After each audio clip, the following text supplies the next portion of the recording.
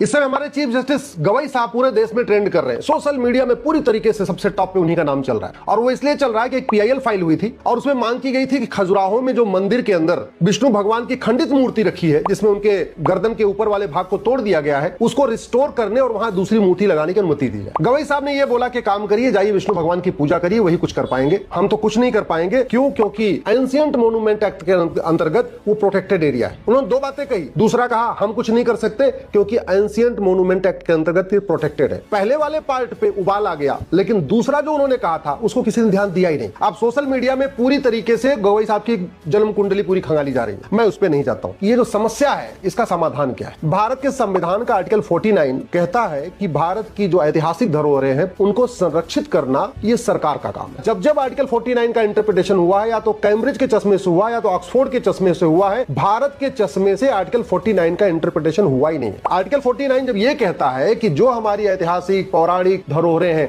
उनको प्रोटेक्ट करना है, इसका मतलब ये नहीं कि खंडित अवस्था में प्रोटेक्ट करना है। इसका मतलब ये हुआ कि मुगल काल में या ब्रिटिश काल में जो हमारे पौराणिक स्थान तोड़े गए, सरकार का दायित्व है उनको रिस्टोर करे। रिस्टोर करने का मतलब मंदिर को संरक्षित करे और मंदिर की मूर्तियां जो तोड़ दी गई थी उनको फिर से बहाल करे। ये आर्टिकल 49 खुद ही कहता है। लेकिन चूंकि चश्मा वो कैम्ब्रिज वाला है, ऑक्सफोर्ड वाला है, या ये कह सकते हैं तथा कथित सेकुलरिज्म वाला चश्मा है, इसलिए आर्टिकल 49 की ठीक से व्याख्या नहीं।